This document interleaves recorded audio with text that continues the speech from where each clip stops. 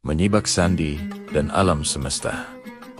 Kisah Al-Kindi, sang filsuf Arab pertama Baghdad, pada awal abad ke-9 Masehi, adalah jantung dunia. Di kota inilah berdiri Baitul Hikmah, House of Wisdom, sebuah pusat intelektual raksasa, tempat bertemunya para cendekiawan dari berbagai penjuru bumi. Di antara tumpukan perkamen berbahasa Yunani, Suryani, dan Sanskerta, duduklah seorang pria asal Kufah bernama Abu Yusuf Yaqub Ibnu Ishaq Al-Kindi. Bagi orang-orang sezamannya, ia dikenal dengan julukan yang sangat prestisius, filsuf orang Arab.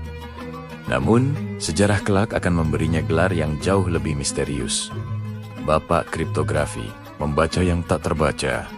Lahirnya pemecahan sandi kekhalifahan Abbasiyah saat itu sedang berada di puncak kejayaan. Namun kekuasaan selalu diiringi oleh intrik, surat-surat rahasia dari mata-mata komandan militer, hingga pemberontak seringkali ditangkap, tetapi isinya hanya berupa deretan simbol atau huruf yang seolah tak bermakna. Sebelum Al-Kindi, cara memecahkan sandi hanyalah dengan menebak-nebak. Secara acak, sebuah proses yang melelahkan dan seringkali gagal. Al-Kindi dengan pikiran matematisnya melihat bahwa bahasa memiliki ritme. Ia menyadari bahwa dalam bahasa apapun, termasuk bahasa Arab, ada huruf-huruf tertentu yang muncul jauh lebih sering daripada huruf lainnya. Dalam bukunya yang fenomenal, Risalah fi Istikhraj Al-Mu'amma Naskah tentang memecahkan pesan kriptografi, Al-Kindi menuliskan sebuah metode revolusioner. Jika kita mengetahui bahasa dari sebuah pesan rahasia, kita hanya perlu menghitung kemunculan setiap hurufnya. Huruf yang paling sering muncul dalam pesan sandi pasti mewakili huruf yang paling sering digunakan dalam bahasa aslinya. Teknik ini sekarang dikenal sebagai analisis frekuensi analis. Dengan penemuan ini, Al-Kindi tidak hanya memecahkan sandi para pemberontak, tetapi juga mengubah dunia intelijen militer dan keamanan informasi selama Barubadibat setelahnya. Bahkan menjadi dasar pemecahan kode hingga era Perang Dunia. Menjembatani Athena dan Baghdad, Al-Kindi tidak hanya sibuk dengan kode rahasia. Ia adalah ilmuwan kesayangan Khalifah Al-Ma'mun, Al-Mutasim, dan Al-Watiq. Ia ditugaskan untuk mengawasi penerjemahan karya-karya filsafat Yunani kuno, seperti Aristoteles dan Plato dalam bahasa Arab. Namun, ia bukan sekadar penerjemah. Banyak ulama saat itu yang curiga terhadap filsafat Yunani karena dianggap bertentangan dengan ajaran agama. Al-Kindi mengambil jalan tengah yang berani. Ia menggunakan logika murni untuk membuktikan bahwa kebenaran filosofis dan kebenaran wahyu agama berasal dari sumber yang sama.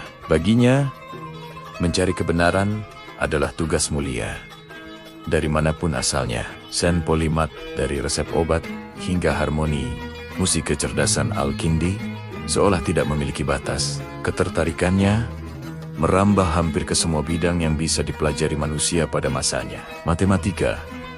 Ia adalah salah satu tokoh kunci yang memperkenalkan angka India, yang kini kita kenal sebagai angka Arab, 0-9 ke dunia Islam, yang kemudian menyebar ke Eropa. Farmakologi obat-obatan, ia menerapkan matematika ke dalam ilmu kedokteran, menciptakan sistem untuk menakar dosis obat berdasarkan fase penyakit pasien. Musik dan terapi. Al-Kindi adalah orang pertama yang menggunakan notasi alfabet untuk musik di dunia Islam. Lebih jauh lagi, ia menyadari bahwa musik memiliki dampak psikologis dan meresepkan terapi musik untuk pasien yang sedang sakit. Senja sang cendekiawan, realitas kehidupan istana tidak selalu indah. Menjelang akhir hidupnya, di bawah pemerintahan Khalifah Al-Mutawakkil, angin politik berubah. Intrik istana dan rasa cemburu dari ilmuwan pesaingnya, terutama Banu Musa bersaudara, membuat Al-Kindi sempat dijauhi oleh istana. Pukulan terberatnya adalah ketika perpustakaan pribadinya, harta karun ilmu, pengetahuan yang ia kumpulkan seumur hidup disita. Meskipun perpustakaan itu pada akhirnya dikembalikan, Sebelum ia wafat pada tahun 873 Masehi, Al-Kindi menghabiskan masa tuanya dalam kesunyian yang kontras dengan masa mudanya yang gilang gemilang.